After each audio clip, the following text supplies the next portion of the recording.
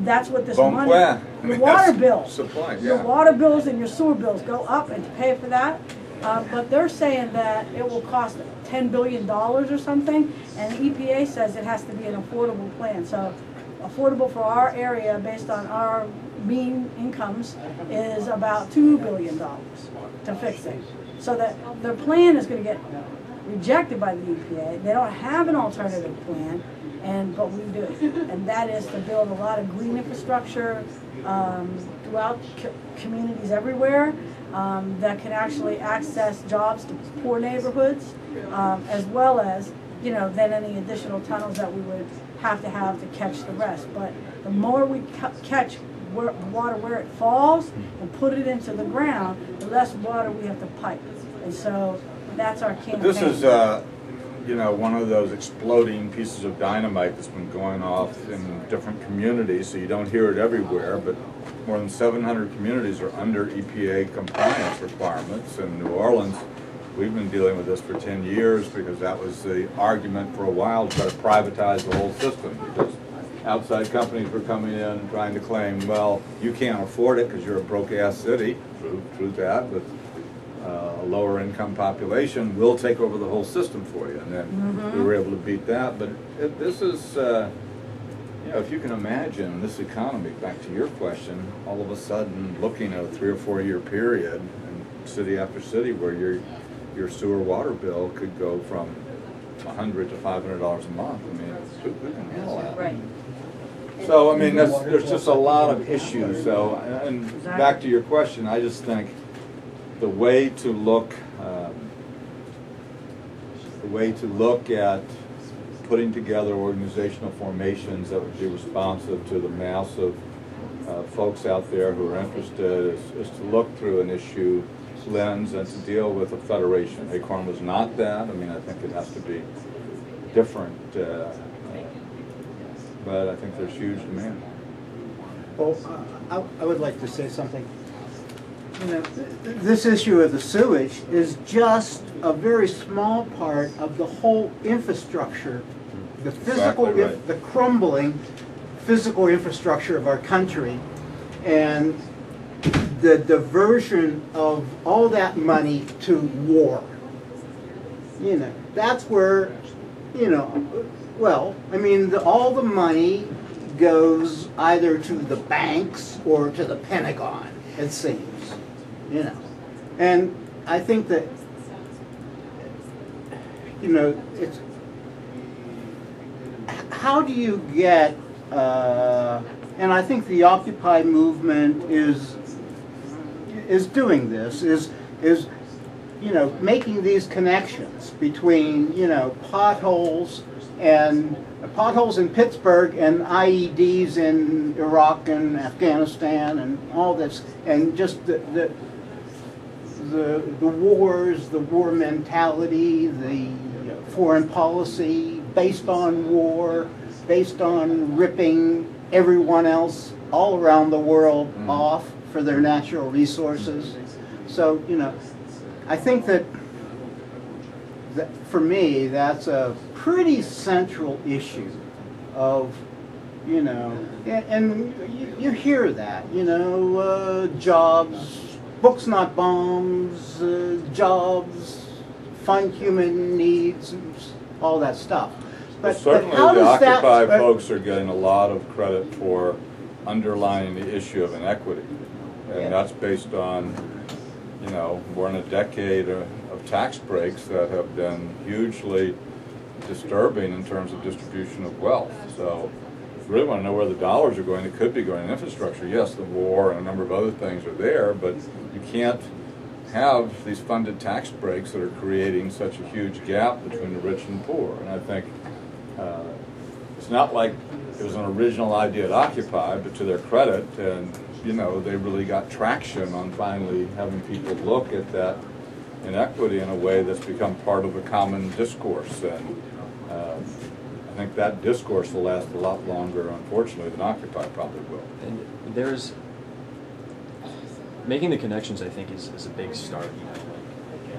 Drawing that really close at home picture, like, okay, you see the Greenfield Bridge that's got this black diaper underneath it, there's pieces falling off of it. when we have, you know, all this money going to war, or 70% of the corporations in PA not paying taxes, you know, drawing those connections. But having done some door-to-door work, I think it's really hard. You mentioned, like, people are just worried about, they're so fronted with, you know, their own struggles and just like trying to get by and put food on the table that, you know, it's either like scared like the turtle shell, you know, you're just hunkering down and trying to get by and make sure you're okay. Like, I'm curious, you know, with all your experience in organizing, from a practical standpoint, like, are there some good ways besides drawing connections to like approach people and get them to like step out of their shell, maybe like break some of the apathy that is sort of onset by just fear and, you know, the first base survival instincts? Like, what can you do? What are some ways that maybe you've seen that work, like breaking past, you know, fear, apathy towards the larger, you know, issues? Well, people have to care about those issues, and they have to believe that what they do matters. And I think that's part of what the biggest obstacle is not, this is my view, not that people don't want to act, but that there's now no confidence in almost any institution. No. Church, there unions, really, government, corporations. I mean, there really isn't. the other day when I was in Youngstown, you know, somebody's asking you to give a lecture, you go, well, maybe I'll do my 4th PowerPoint ever. So I had one slide that, you know, I get to this point about, and so I'm saying, nobody believes any of these things. I had a slide that said, institutions suck. And everybody all the time, you know, that was the most popular thing I said, is one slide. But why I still believe community organization has real potential is that people still do believe in what they can see and feel. Their neighbors, themselves, their community. After that, it really starts trickling off, in my experience. So if you can get people to actually believe what they're doing matters, I think there is some sort of, you know, and I don't get all weak-kneed and wobbly about this. I mean, it's not some sort of, you know, mystical existential transformation that'll happen. But I do believe once people engage themselves and have success, it yields and builds more. And so I'm not a big self-interest guy. I really think people do things because they want to do the right thing. I think people do things because they want to do what helps them and their neighbors and community. And I think we've got those opportunities. It's just we're not getting enough from organizations, unions, institutions to help people make the bridge for what makes it worth their time. So starting with the people who still are willing to take a leap of faith and kind of like making those small examples and showing it, saying like, hey, you know, this is what we did when we had people who could stand together. You know, this is the results we've had. What Mary Ellen talks Absolutely. about is literally going door to door in a neighborhood and saying, you know, what's the particular problem? If it's a vacant lot that's being used by drug dealers or whatever. Right. But if, you know, and then if you can get enough people, there's a real issue. If they can really deal with that, you know, whether it's petitioning down at City Hall or marching on the police station or whatever, and actually see a result. Yeah, it's empowering. Yeah. And the problem is, and that's, you know, this system is so successful and so ingrained in the Acorn model, but in modern society, a lot of people don't have time for that and don't have the resources to replicate that. When you look at mass populations, that's why I think you have to be encouraged that you have movements that do arise, like Occupy, and, you know, grab some piece of the space for a while, and you have, you know, social networking is not an organizing tool, but it is a great communications tool. It is a way that people are able to move information and feel, you know, my daughter called it slacktivism or whatever, but, you know, feel like they're doing something, and it does add up. I mean, I'm frankly heartened by the outpouring of support for Planned Parenthood when they pushed back to their base and said, essentially, here's how we're being attacked, and will you support us? Which is how I would interpret the way they framed the issue around the Susan Komen Foundation.